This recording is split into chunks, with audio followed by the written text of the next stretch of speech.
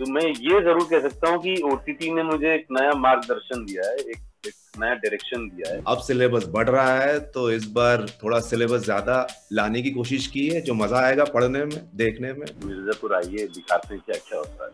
एक तो पता नहीं कुछ है यार, मेरा ना बचपन से ऐसा है कि कोई भी चीज मुझे ना, मैं जितनी मेहनत कर लूं आसानी से मिलेगी नहीं। कुछ भी कुछ हुआ था बचपन में, शैतानी करी थी मैंने, तो पुलिस से शक लिया था।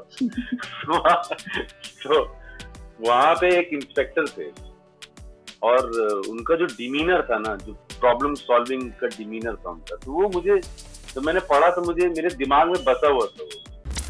जब सफाई होगी तो पूरी तरह से होगी, जस्टिस की कोई जात पात नहीं होती और बहुत हुआ का खागा, अब समय आ गया है पूरा सिलेबस पढ़ाने का। ये 2 डायलॉग्स बड़े ही जबरदस्त है और प्रोमो हमने देख लिया है, और अब ये जो 2 दमदार कैरेक्टर्स हैं मिर्जापुर 2 में आने वाले हैं, इनसे आपकी मुलाकात कराऊंगी। आप दोनों का बहुत बहुत स्वागत है हमारे शो में। खबर फिल्मी है एबीपी न्यूज पे।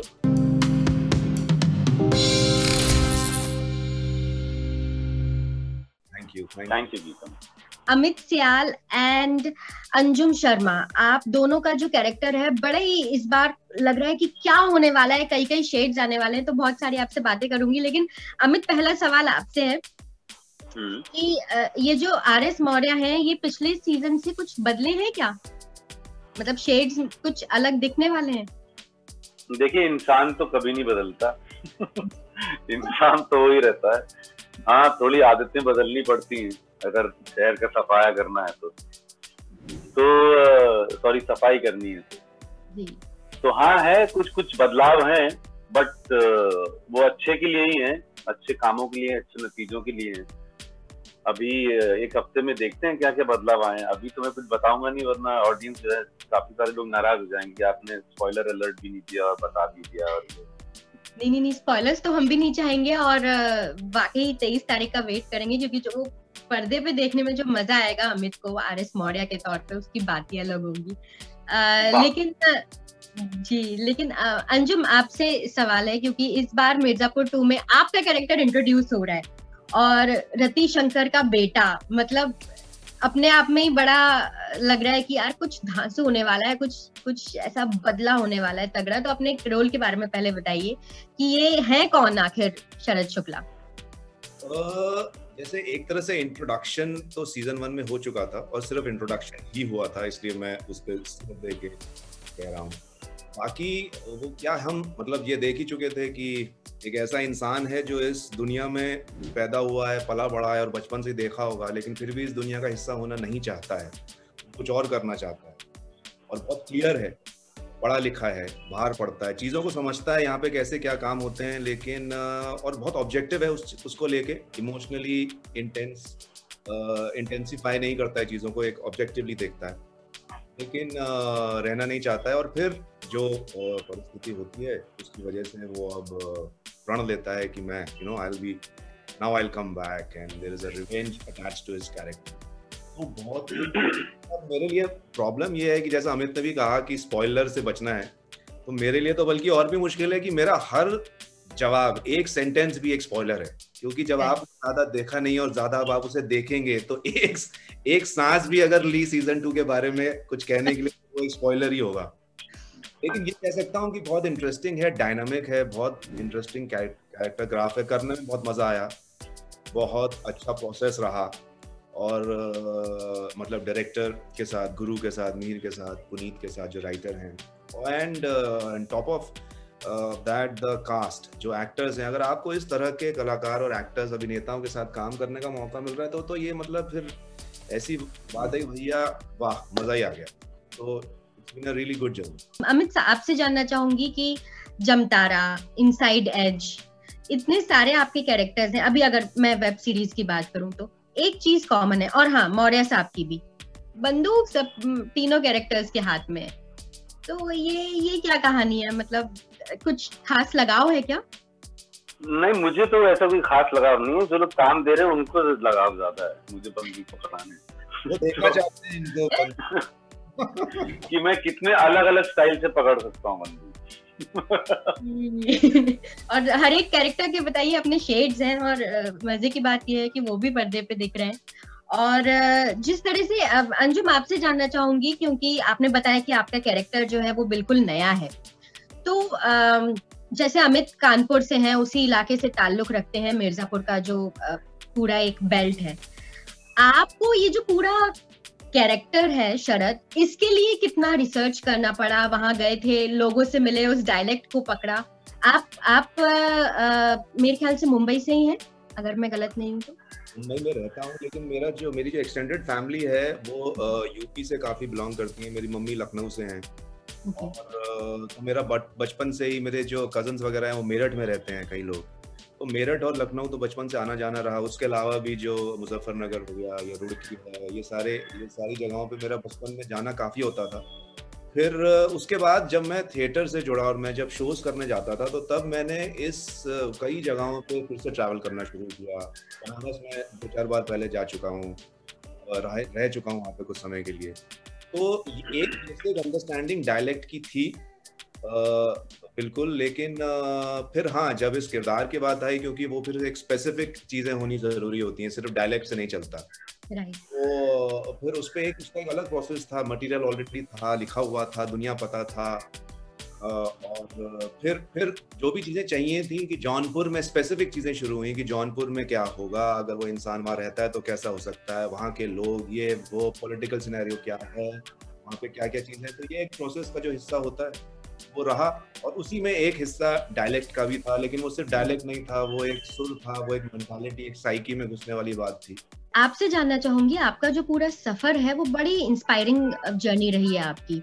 पहले कानपुर, उसके बाद Delhi, corporate world, food joint, Melbourne, फिर वापस मुंबई, तो बहुत बहुत इंस्पायरिंग जर्नी रही है। और ऐसे में आपको कई फिल्मों में भी देखा। अब पिछले कुछ वक्त से जिस तरह से वेब में आपका काम निकल कर आया है, वो बिल्कुल एक अलग स्तर का मैं मान रही हूँ। तो क्या आप मानते हैं कि डिजिटल जो स्पेस है वहां पर स्कोप ज्यादा है, या ज्यादा आ जाता है अपने काम को दिखाने का या स्टैब्लिश होने का? देखिए, हाँ, मतलब स्कोप तो ऑब्वियसली, एक नया मीडियम जुड़ा है तो स्कोप तो बढ़ेगा ही। और मैं ही नहीं, बहुत सारे कमाल के एक्टर्स जो हैं वो डिजिटल प्लेटफॉर्म पे आए हैं, तो उनको अपना काम दिखाने का मौका मिला है। एक अंजुम जी हैं, और तो लेकिन अगर एक मीडियम खुलता है, एक दरवाजा खुलता है, तो उसमें फिर भीड़ भी घुसती है, बहुत सारे लोग आते हैं, और जो कि इक्वली टैलेंटेड भी हो सकते हैं। तो फिर एक समय के बाद वो भी उसी तरीके के कॉम्पिटिटिव जोन में चला जाता है कि आपके पास एक कैरेक्टर करने के लिए बहुत ही चॉइसेस हैं। मेरे हिसाब से ऐसा ही होना चाहिए। और इन सब चीजों में कास्टिंग जो है वो एक बहुत अच्छा प्रोसेस बन जाता है कि let's cast the best person for this character. तो लेकिन मुझे पर्सनली भी OTT में इसीलिए ही मुझे लगता है, इतना ज्यादा सोचा नहीं मैंने, बट मुझे लगता है इसीलिए काम मिला है क्योंकि लोग मुझे मेरा पहले काम करते हुए देख चुके थे। बिल्कुल। तो मैं ये जरूर कह सकता हूँ कि OTT ने मुझे एक नया मार्गदर्शन दिया है, एक नया डायरेक्शन दिया है, और एक सक्सेसफुल डायरेक्शन दिया है, जिसके लिए मैं काफी टाइम से स्ट्रगल कर रहा था। थोड़ा सा मैं जल्दी डिसइल्यूजन्ड और लॉस्ट भी हो जाता हूँ, तो मैं ऑलमोस्ट, मतलब I was on the verge of giving up acting and all that. और ये कोई पहली बार नहीं हुआ था, 2-3 बार पहले भी ऐसा कुछ नहीं हो चुका है, बट कोई ना कोई चीज ऐसी हो जाती है जो मुझे वापस खींच देती है। तो मुझे अब जाके ऐसा लगता है कि यही आई बिलोंग हियर, तो यहाँ से जाने का कोई मतलब नहीं। और अभी एक सेंस ऑफ बिलोंगिंग ज्यादा स्ट्रॉन्ग है। बोल अंजुम, बोल। नहीं, मैं कह रहा हूँ कि इस बात को मैं मोहर लगा देता हूँ कि जो आप सोच रहे हैं बिल्कुल सही सोच रहे हैं। अगला सवाल आपसे है अंजुम, कि दरअसल ये जो मिर्जापुर है अपने आप में एक कल्ट सीरीज इसको माना जाता है। ये जो मिर्जापुर सीजन 2 में जो आपकी एंट्री हुई, जो रोल मिला, उसके पीछे की क्या कहानी थी? क्योंकि ये जो आपका कैरेक्टर था, ये वो वजीर के सरदार से एकदम अलग है, और मैं रिलेट नहीं कर पा रही हूँ कि ये दोनों एक ही लोग हैं। तो ये हुआ कैसे? How did this happen? तो देखिए, एक एक्टर क्या होता है, एक एक्टर अच्छे काम की तलाश में और एक अच्छी चीज जो बन रही है, और मेरे जैसा, हमारे जैसे लोग जो कि वैसे ही थोड़ा चुन के चलते हैं कि अच्छा ये बन गया है, ये करना है, ऐसा करना है, ये नहीं करना है, वो करना है, तो आपको और ज्यादा ऐसा देखना पड़ता है, अच्छा यार ये चीज हो रही है, इसका हिस्सा बनना है। पता चला कि ऐसा एक शो हो रहा है, लेकिन उसकी कास्टिंग हो चुकी है, तो पता किया कि क्या है उसमें, कौन कौन है, तो पता चला मुन्ना नाम के किरदार हैं। तो अच्छा ठीक है, फिर पता चला कि एक मौर्या हैं जो एक इंस्पेक्टर हैं, अच्छा ठीक है, हाँ इंस्पेक्टर तो हो सकते हैं, फिर वो भी हो गई, चीजें चलती रही। फिर गुरु जो है, गुरु के साथ मैं पहले काम कर चुका हूँ, जो डायरेक्टर हैं, तो उन्होंने कहा, फोन किया कि भाई एक कैरेक्टर है interesting, most of the casting is done, खत्म हो गया सब, डन हो गया सब बढ़िया। अच्छा। और एक कैरेक्टर है जो कि इस सीजन में बहुत इम्पोर्टेंट है, एक सीन है, लेकिन वो सीजन 2 में उम्मीद है कि वो ज्यादा हम उसे देखेंगे और वो डेवलप होगा।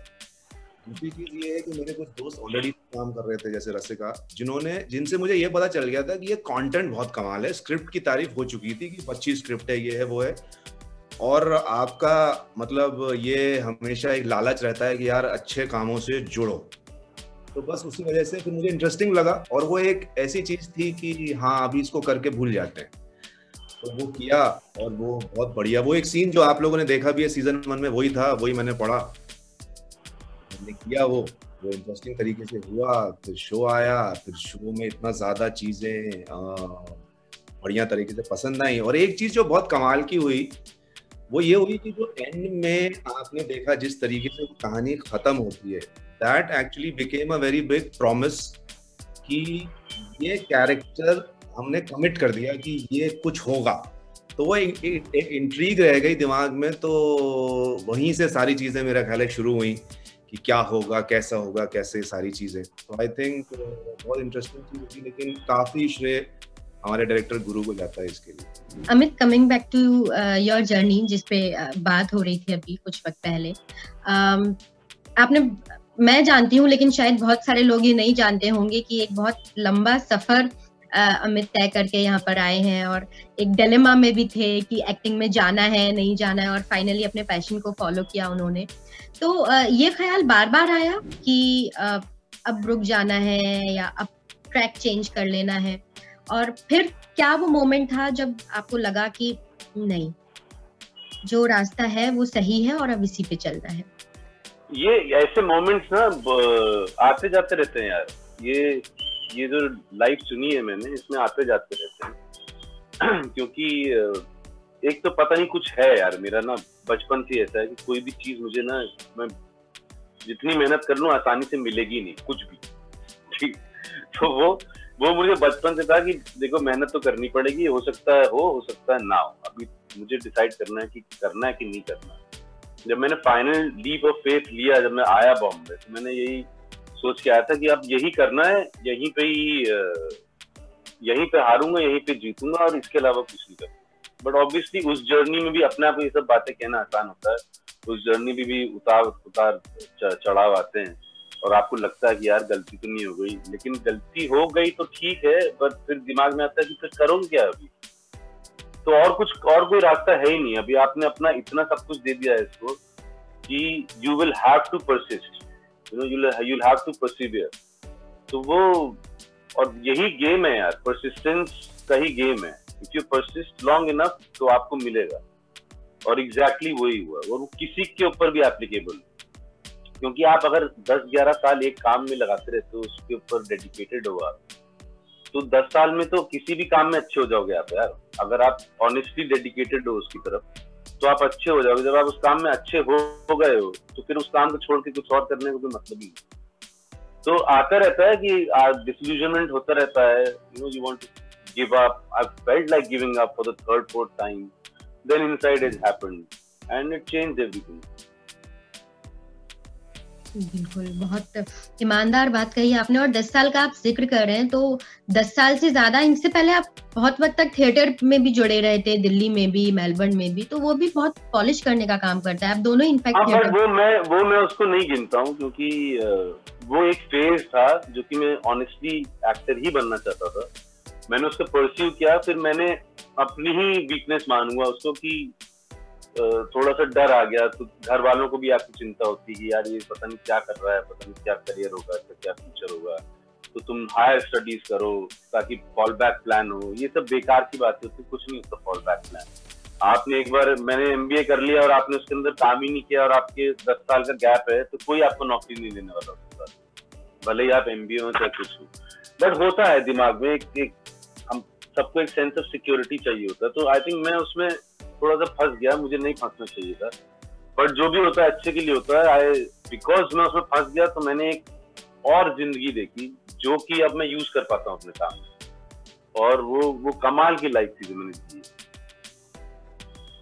बिल्कुल, बहुत ईमानदारी से आपने बहुत सारी बातें बोली हैं। तो क्या कानपुर से आप ताल्लुक रखते हैं? ये जो मौर्य का कैरेक्टर है, RS मौर्य का, हेल्प किया इसने डायलेक्ट को पकड़ने में और उस भाषा को उस हाँ यार, डायलेक्ट तो मेरी खुद ही की है, तो डायलेक्ट का तो कोई इतना इशू नहीं था। और बट मैनरिज्म्स, हाँ मुझे याद है जब मैं बचपन में छोटा था तो मैं शिवालय में रहता था, साथ में कोतवाली होता था पुलिस स्टेशन, तो वहां पे एक कुछ हुआ था बचपन में, शैतानी करी थी मैंने, तो पुलिस स्टेशन गया था। तो वहां पे एक इंस्पेक्टर थे और उनका जो डिमीनर था ना, जो प्रॉब्लम सॉल्विंग का डिमीनर था उनका, तो वो मुझे, तो मैंने पढ़ा तो मुझे मेरे दिमाग में बसा हुआ था वो। और बहुत ही प्यार से, अदब से, बहुत ही अच्छे से उन्होंने जो मामले को निपटाया था, और उससे मुझे एक बहुत अच्छी इंपॉर्टेंट सीख मिली थी लाइफ। तो ज्यादा उसमें डिटेल में नहीं जाना चाहूंगा, बट हाँ वो मुझे याद आया, तो मैंने उनको थोड़ा सा इम्बाइब करने की कोशिश करी और कुछ थोड़ा अपना डाला। तो हाँ, डेफिनेटली हेल्प तो होती है, हेल्प लाइफ से ही होती है एज एन एक्टर आपको। तो आप चीजों के साथ रिलेट करते हो कि अच्छा ये मैं पढ़ रहा हूँ, वो मैंने वहां पे होते हुए देखा है, और यहाँ पे ऐसे उसने ऐसे बात करी थी, फिर कुछ आप अपने तरफ से अंदर से लेके आते हो। तो there is a culmination of lot of things. एक सवाल मेरा आपसे है अंजुम, क्योंकि कैरेक्टर के बारे में हम बहुत ज्यादा रिवील नहीं कर सकते, उसको 23 तारीख के लिए रखेंगे, लेकिन जैसा अभी अमित भी बात कर रहे थे कि कुछ ऐसी बातें होती हैं कि आप उस कैरेक्टर को पॉलिश करने में या उस कैरेक्टर को जीने में आपको बहुत हेल्प करता है। तो आपके साथ ऐसी कुछ चीजें रही, या ऐसे कुछ लोग ऐसे किसी ने बताया हो, या रियल लाइफ में इस तरह के कोई कैरेक्टर्स मिले हो जिनसे बड़ा रिलेट कर पाए हो शरद शुक्ला के कैरेक्टर को?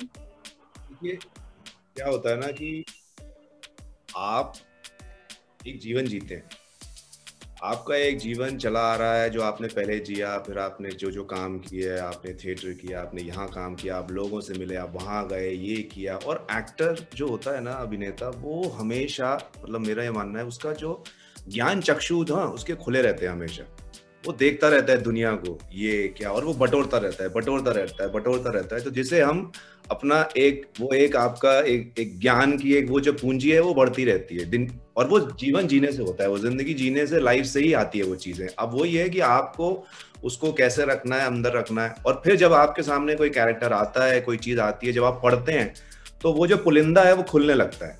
फिर आपको, जैसे अमित भी कह रहे हैं कि मैंने वो बचपन में एक इंसान देखा था, अब एक्टर का उतना ऑब्जर्वेंट होना जरूरी है।